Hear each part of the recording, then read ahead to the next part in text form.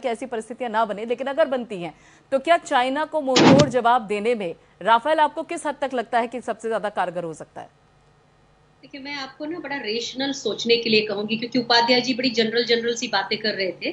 लेकिन मैं आपको जो बताना चाहती हूँ वो ये है कि राफेल एक टेक्नोलॉजिकली सुपीरियर एयरक्राफ्ट है। इसमें स्टेल्थ का एक वो फीचर है जो 5th जनरेशन एयरक्राफ्ट में होते हैं। और आप मीडिया ने तो हर चीज पब्लिक डोमेन में लाके खड़ी कर दी है। आपको सबको मालूम है कि 14 उसमें स्पेशलाइज्ड, उसमें अलग अलग तरह की चीजें डाली गई हैं। उसके अलावा वो किस तरह से ऑल वेदर एयरक्राफ्ट है, हर चीज अब पब्लिक डोमेन में है। ऐसा कुछ नहीं है जो छुपाया गया है। और एयरक्राफ्ट जो है ये फ्रांस की वायुसेना का एक बहुत बड़ा हिस्सा है। लगभग 110 एयरक्राफ्ट उनके पास है। तो अब आप बात कर रहे हैं चीन की। देखिए, चीन और हमारी वायुसेना जो है इसमें 1/3 का फर्क है। जिस तरह से चीन की वायुसेना की संख्या ले लीजिए, उनके फाइटर एयरक्राफ्ट ले लीजिए, तो हम 1/3 हैं। तो बहुत ज्यादा बोस्ट नहीं करना चाहती मैं, लेकिन जो बताना चाहती हूँ उसे ध्यान से सुनिए। राफेल एक टेक्नोलॉजिकली एडवांस जहाज है। और राफेल की जब पूरी ये जो 2+ स्क्वाड्रन जिसको हम मान रहे हैं 36 एयरक्राफ्ट के साथ में, तो इसके आने से हमारी जो पुराने एयरक्राफ्ट जो अभी तक ऑब्सोलीट हुए हैं उनका खाली रिप्लेसमेंट हो रहा है। आप ये भी समझ लीजिए कि हमें भारतीय वायुसेना में इस वक्त जितने जहाज हैं फाइटर्स, उसके बाद 200 जहाजों की और जरूरत है। और इस बीच में मिग भी बहुत सारे हमको ऑब्सोलीट करने हैं और बाकी जहाजों को अपग्रेड भी करते जाना है। तो चीन की तुलना में हम यूं तो बहुत छोटी एयरफोर्स है, क्योंकि हम 4थे नंबर पे हैं, वो 3रे नंबर पर हैं। उनके पास चेंगडू J-20A है जो 5th जनरेशन का फाइटर है, लेकिन वो खाली उसकी बोस्टिंग ज्यादा करते हैं। उन्होंने अभी उसका केवल प्रोटोटाइप बनाया है, उसको अभी वो लॉन्च नहीं किया है उन्होंने। उसके अलावा उन्होंने जैसे J-20A है तो ऐसा बी भी उन्होंने पिछले कुछ दिनों पहले, हफ्ता भर पहले उन्होंने कुछ बताया। तो हम अगर अपने सरहदों की रक्षा कर रहे हैं और हमें अगर चीन कहीं पर धमकी दे रहा है, तो भारतीय वायुसेना को आप ये निश्चित मानिए कि हमारे अंदर वो जज्बा है कि हम उनको पूरी तरह नस्तनाबूद भी कर सकते हैं जो फ्रंट लाइन में हमसे लड़ने आएंगे। लेकिन फुल फ्लेजेड वॉर की संभावना मैं नहीं देखती। और मुझे नहीं लगता कि चीन को भी कोई, चीन खाली हमको तो गीदड़ भभकी देना है उस तरह की बातें कर रहा है। फुल फ्लेजेड वॉर चीन भी नहीं चाहता, क्योंकि फिर पूरी दुनिया खेमे में बच जाएगी, उसके बड़े बुरे नतीजे होंगे। तो उसकी जरूरत नहीं है। तो हम चीन के कंपैरिजन में राफेल को ना देखें, हम राफेल को अपनी सामरिक सुरक्षा के हिसाब से देखें। तो अपनी सामरिक सुरक्षा के हिसाब से आप उसे फिर कैसे देखते हैं? जैसे कि आपने कहा कि हमारी सामरिक सुरक्षा के हिसाब से अगर उसे देखा जाए, खासतौर पे अगर चीन पे टारगेट ना भी किया जाए, मान लीजिए हम उसको युद्ध के तौर पे नहीं भी देखते हैं, तो अगर हम अपनी सामरिक सुरक्षा के तौर पर भी देखें तो आपको वो किस एरिया से, क्या चारों तरफ से आपको ऐसा लगता है कि वो भारत की सुरक्षा करने में सक्षम है? क्योंकि उसे लाने के लिए जद्दोजहद भी काफी की है यहाँ पर बीजेपी सरकार ने। नहीं, बीजेपी सरकार ने नहीं की है। 2002 से तो हम इस पे काम कर रहे थे। अब क्या बात कर रही है?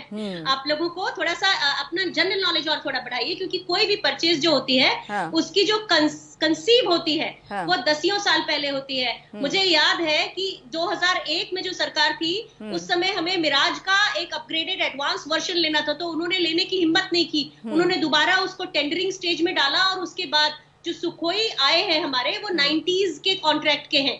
250 सुखोई जो आए हैं, लेकिन उसके बाद से हम कोई जहाज नहीं खरीद पाए। और ये भी 2007 की टेंडरिंग है जिसके ऊपर अब जाके ऑर्डर आया है। तो ये इसमें कोई बहुत ज्यादा आपको लगता है कि बहुत तेजी से काम हुआ, ऐसा कुछ नहीं हुआ है। वही 15 साल लगे हैं। वही यही तो अनुमान, यही तो कि 2002 से यहाँ पे काम चल रहा था। 2007 में बाकायदा उसको लेकर टेंडरिंग की भी बात सामने आई थी, लेकिन अब रहा है।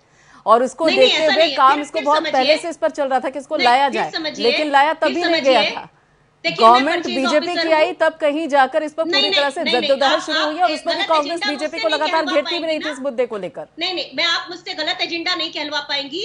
मैं खुद इस पर काम कर रही थी, मेरा खुद का डिपार्टमेंट इस पर काम करता है मैडम। तो हम लोग जो है 2014 में इसकी फाइल बंद करवाई गई थी। जब ये सरकार आई थी तो उन्होंने फाइल बंद करवा दी थी, फिर उसे दोबारा खोल के और दोबारा इसके ऊपर, क्योंकि वो डील लगभग फाइनलाइज थी, लेकिन आपको पता है वो HAL रिलेटेड कुछ प्रॉब्लम्स थी जिनके बारे में वो केस एक बार बंद हुआ और उसी पुरानी टेंडरिंग पर ये केस दोबारा। तो इसमें कुछ बहुत ज्यादा आप इसमें एडवांसमेंट मत समझे। हाँ, कोई भी सरकार, भारत की कोई भी सरकार, चाहे वो आपने बीजेपी कह दिया तो मुझे खराब लगा, मैं ये कह रही हूँ कोई भी सरकार, बीजेपी हो, कोई किसी मोर्चे की सरकार हो, फौज के साथ कोई इस तरह से नहीं करता, हर समय लगा था, क्योंकि हम है ना परचेज करने वाले, हमारे जैसी टीम के बहुत सारे ऑफिसर्स हैं, टेक्निकल ऑफिसर्स हैं, पायलट्स हैं, हम सब निरंतर ये केसेस टेबल पर होते हैं और इन्हें पिकअप किया जाता है खाली। तो इस तरह का कोई एजेंडा मैं आपके साथ नहीं आना चाहती। मैं आपको बता रही हूँ कि निरंतर प्रक्रियाएं होती हैं, जिसका जब समय आता है, क्योंकि इस वक्त हमारी इन्वेंट्री में करीब 1700 से ऊपर जहाज है,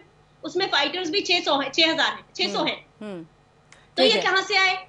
तो ये ध्यान रखिए हर बार। ठीक है। आरबी उपाध्याय जी, जिस तरह से भी अनुमा जी कह रही थी कि प्रोसेस तो बहुत लंबे समय से चल रहा था, 2014 में इस फाइल को बंद भी कर दिया गया था, तो ऐसे में फिर से अगर देखा जाए तो जो गतिविधियां थी राफेल को लेकर फिर से शुरू हो गई थी, क्या आने वाले भविष्य को देखते हुए या फिर पूरी तरह से ये मानकर चला जाए कि एक क्लियर और बिल्कुल क्लीन प्रोसेस था जिसपे किसी भी तरह की कोई उंगली नहीं उठाई जा सकती? देखिए, रक्षा सौदा में कुछ छुपा नहीं है जी। अभी जैसे आपके रक्षा विशेषज्ञ बता रही थी कि भाई आप अपनी जनरल नॉलेज अपडेट करिए, उनको टेक्निकल नहीं पता है। देखिए, ऐसा नहीं है।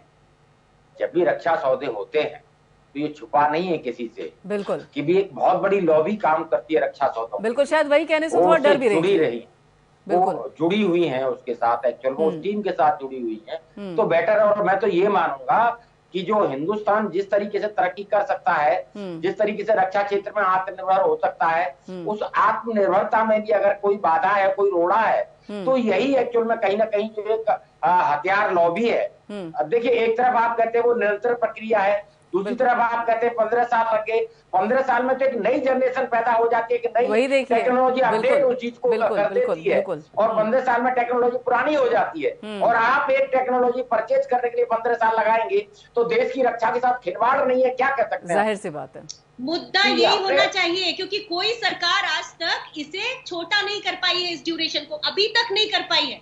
तो मैं वही कह रही हूँ कि जो ये मुद्दा बेसिकली यही है कि देर जो लगती है परचेज में, उसके ऊपर बात करनी चाहिए। इसमें सरकारों का कोई फर्क नहीं पड़ रहा है, ये हमारे सिस्टम को सुधारने की बात कर रही हूँ मैं। ठीक है, सिस्टम कौन सुधारेगा? सिस्टम भी सरकारें सुधारेंगी। सरकार मैं नहीं सुधारूंगा, आप नहीं सुधारेंगे। हम उस पर क्वेश्चन मार्क लगा सकते हैं कि भाई 15 साल में एक अगर डिसीजन आता है तो हम कितना पीछे चले जाते हैं, और हमारी जो जरूरतें हैं वो वक्त के हिसाब से और ज्यादा एक्चुअल में कहीं ना कहीं बढ़ती चली जाती हैं, और हमें इन सब चीजों पर ध्यान देने की जरूरत है। और देखिए, रक्षा क्षेत्र में अभी तक जो एक सिनेरियो रहा है कि वो चाहे वो हम कहें कि भी जो बड़े बड़ी जो आर्म्स कंपनियां हैं उनके दबाव में हमने एक टैंक बनाया और उसका परीक्षण किया, उसको भी कुछ लोगों ने कहा कि ये नहीं चलेगा, ये भी राजस्थान में काम रेगिस्तान में काम नहीं करेगा। तो वो जो लॉबी है उसको हतोत्साहित करने की जरूरत है। और रक्षा क्षेत्र में जब हम भाई चंद्रयान बना सकते हैं, मंगल मिशन बना सकते हैं, तो ऐसी क्या प्रॉब्लम है कि भी हम रक्षा के क्षेत्र में अपनी यहाँ अभी प्रोडक्शन नहीं करते और आत्मनिर्भर नहीं हो सकते? अभी तक जो सिनेरियो रहा है, देखिए, बहुत बड़ी डील होती है और बहुत बड़ा कहीं ना कहीं कमीशन उसमें आता है। ये बात अलग है कि जब कोई सत्ता में होता है तब एक अलग उसका सिनेरियो होता है, विपक्ष में होता है तो उसका सिनेरियो बदल जाता है, या देखने का नजरिया बदल जाता है। ठीक है, बिल्कुल बिल्कुल। बहुत बहुत शुक्रिया, बहुत बहुत शुक्रिया अनुमा जी और आरबी उपाध्यक्ष जी, आप